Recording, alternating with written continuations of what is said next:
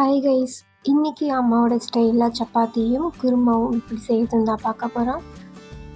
சப்பாத்தி மாவு ரெடி பண்ணுறதுக்கு 2 கப் கோதுமை மாவு எடுத்துக்கலாம். தேவையான அளவு உப்பு, ஒரு பிஞ்சு சோடா மாவு சேர்த்து நல்லா கலந்து விட்டுட்டு கொஞ்சம் கொஞ்சமாக தண்ணி சேர்த்து நல்லா பிசையணும். இப்போ ஒரு டேபிள் ஸ்பூன் ஆயில் சேர்த்து நல்லா பிசைஞ்சிக்கலாம். நல்லா இந்த மாதிரி பிசைஞ்சிக்கோங்க. அவ்வளோதாங்க, சப்பாத்தி மாவு ரெடி. அப்படியே 1/2 hour ஊற விட்டுடுங்க.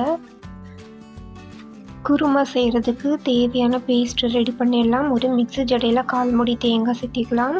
கொஞ்சமாக பட்டை, 1/4 டேபிள் ஸ்பூன் சோம்பு, 5 to 6 பல் பூண்டு சேர்த்து நல்லா அரைச்சி எடுத்துக்கலாம். குக்கரில் அரைச்சி வச்சுருக்க பேஸ்ட்டை சேர்த்திக்கலாம். 2 தக்காளி, ஒரு பெரிய வெங்காயம் கட் பண்ணி வச்சுருக்கோம், அதை சேர்த்திக்கலாம். கட் பண்ணி வச்சுருக்க கேரட்டு, பீன்ஸு, உருளைக்கிழங்கு, ஓவர் நைட் ஊற வச்ச பட்டாணி சேர்த்து நல்லா கலந்து விட்டுக்கலாம். தேவையான அளவு தண்ணி சேர்த்திக்கலாம். ஒரு 2 டேபிள் ஸ்பூன் கல் உப்பு சேர்த்திக்கலாம். 1/4 டேபிள் ஸ்பூன் மஞ்சத்தூள், 2 டேபிள் ஸ்பூன் கொத்தமல்லி தூள், 1 டேபிள் ஸ்பூன் மிளகாத்தூள் சேர்த்து நல்லா கலந்து விட்டுக்கலாம். இந்த குருமா பார்க்குறதுக்கு சிம்பிளாக தான் இருக்கும், ஆனால் டேஸ்ட்டு சூப்பராக இருக்கும்.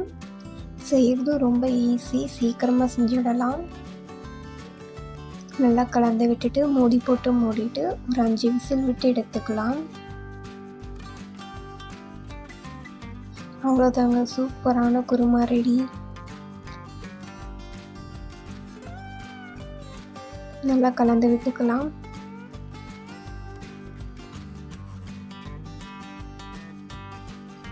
இதுக்கு தாளிப்பு ரெடி பண்ணிடலாம். ஒரு கடாயில் 3 table spoon oil, 1 table spoon கடுகு, கொஞ்சமாக வடகம், ஒரு கொத்து கறிவேப்பிலை சேர்த்து நல்லா கலந்து விட்டுட்டு குருமாவில் சேர்த்து விடலாம். அவ்வளோதாங்க, அம்மாவோட ஸ்டைலில் சிம்பிள் அண்ட் ஈஸியான குருமா ரெடி. நீங்களும் இந்த மெத்தடில் செஞ்சு சாப்பிட்டு பாருங்கள், சூப்பராக இருக்கும்.